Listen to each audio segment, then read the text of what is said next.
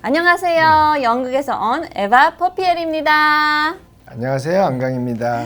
네, 원장님. 네. 그 척추 협착증에 네. 사람들이 정말 고통을 많이 받잖아요. 네. 그런데 수술을 하는 분들도 계시는데 네. 수술까지 하는 상황은 어느 정도로 심각할 때인가요? 아주 빠르게 근육이 망가지거나 네. 그러면 마비가 오거나 그 경우에 이제 수술이 필요하겠죠. 근데 이제 그렇게 되지 않도록 해야 되고요. 네. 실제로 가능하면 수술 안 해야 되는 게 좋죠. 척추협착증 갑작스럽게 수술한 경우는 많지 않고요. 이제 어느 정도 못 견디다가 근육이 점점 말라가거나 이렇게 되면 점점 심해질 수 있다라고 네. 생각해서 네. 수술하는 경우가 많은데요. 더 좋아진다면 수술하는 게 맞지만 네. 매우 신중하게 선택해야만 좋은 결과가 나오지, 안 그러면 이제 시간이 지나면 오히려 수술 자체가 퇴행성 변화를 일으키는 원인이 될 수도 있기 때문에 수술은 정말로 신중하게 고려해야 됩니다. 그러나 어떤 상황에서는 네. 수술이 최고의 치료법이 될 수 있습니다.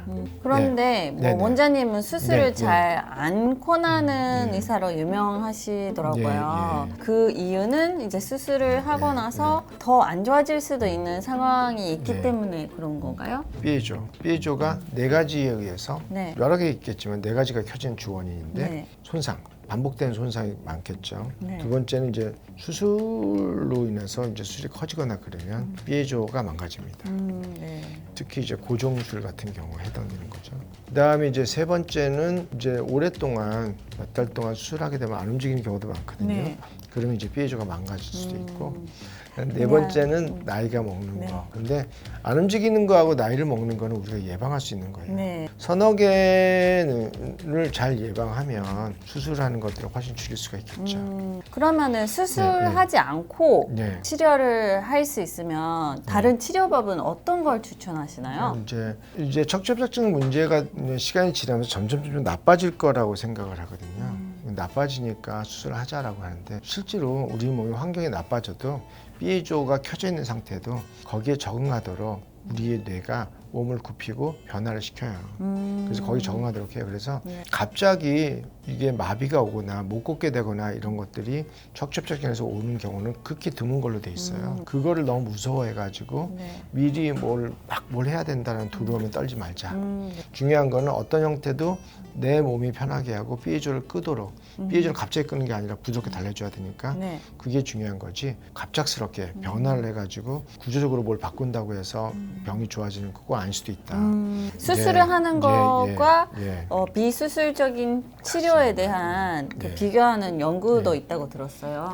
큰 논문들은 주로 수술을 하거나 안 하거나 비슷하다. 이제 대표적인 논문이 뉴 잉글랜드 저널 오브 메디신, 이거는 진짜 좋은 논문이거든요. 네. 저기서는 수술한 거하고 안 한 걸 비교해봤더니 수술을 받은 환자가 처음에는 좋아진 거예요.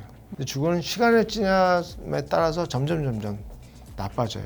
그러다가 4년이 지나면 수술한 게 큰 의미가 없어지는 거예요. 저게 굉장히 유명한 논문이에요. 중요한 거는 수술을 안 한다고 해서 갑자기 나빠지는 병은 아니다, 협착증은. 네. 근데 만약에 극히 일부 갑자기 나빠지는 상황이 온다면 수술해야죠. 아, 네. 그러니까 어쩔 수 없는 경우는 한번 할 수는 있다고 생각해요. 근데 그 다음에 수술은 더 신중해야 돼요. 수술을 하면 삐에조가 켜진 상태, 스위치가 두 개 켜진 거거든요. 네. 수술을 또 한다면 삐에조가 네 개 켜지겠죠. 그러니까 수술을 하면 할수록 성공률은 떨어지겠죠.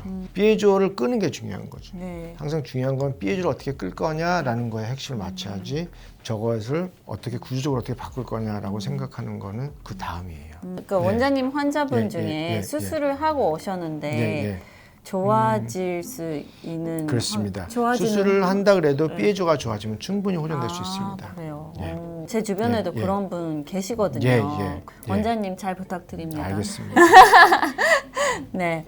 그 집에서 평소에 네. 내가 협착증 네. 증세가 네. 있다 하시는 분들은 네. 어떻게 판단할 수 있나요? 이 정도면은 병원에 가야 한다고 판단할 수 있도록 자가진단법을 좀 알려주실 수 있나요? 아까 말씀드렸듯이 일정 시간이 지나면서 힘이 빠지고 뻣뻣해지는 거 몸이. 예를 들어서 뭐 네. 5분은 괜찮은데 20분을 걸었다 그러면 뻣뻣해지면서 몸이 굳어지고 힘이 빠진다. 그다음에 아프다, 저리다 이런 것들을 봐야 되겠죠.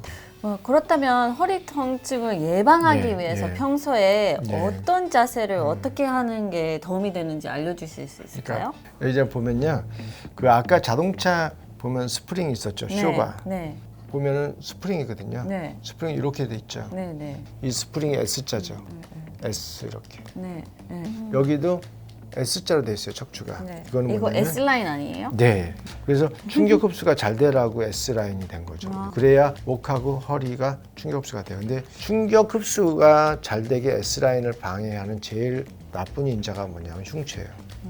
그러면 이제 흉추가 이렇게 쓰잖아요. 그러면 S 라인은 사라져요. 일자가 돼버려요. 아, 일자가 되고. 흉추가 너무 꺾어지잖아요. 그러면은 목도 앞으로 나오고 허리도 뒤로 이렇게 가버려요. 흉추가 나오면 이렇게 꺾여져요. 그래요. 이렇게 꺾어져요. 흉추를 좋은 자세를 갖게 하려면 호흡근을 발달시켜야 돼요. 숨을 들이마신 상태에서 유지하도록 하는 거예요. 이게 같은 얘기예요.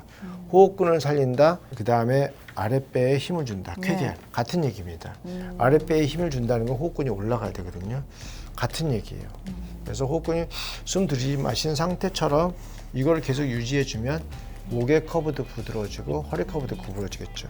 이 자세가 일단 중요하고 네. 그다음에 이제 걷는다고 생각해 보세요. 걸으면 걸을 때 충분하게 운동이 되려 그러면 이 골반이 완전히 움직여야 됩니다. 앞뒤로. 아, 그래서 좀 네. 보폭을 예. 크게라고 하시는구나. 네, 그래서 보폭을 크게 걸어야 이 앞에 있는 근육과 뒤에서 받쳐주는 근육도 이 안에 작은 근육들이 달려 있거든요. 네. 네. 아, 오늘은 정말 네, 제가 몰랐던 네, 걷기 운동, 건강하게 네, 네, 걸어갈 수 있는 방법도 알아보고 네, 너무 도움이 되는 것 같습니다. 맞습니다. 그리고 제가 또 여기서 딱 네. 하나 가슴이 올라간 상태에서는 네. 목소리가 자신감 있게 되고 커져요. 네. 그래서 면접 볼 때는 호흡이 올라간 상태에서 면접 보시면 훨씬 유리할 겁니다. 네, 면접도 잘 되고 좋습니다. 네, 오늘은 척추 협착증에 대해 알아봤습니다. 전 세계에 통증이 없어지는 그날까지 통증엔 국경이 없다. 없다. 다음 시간에 만나요.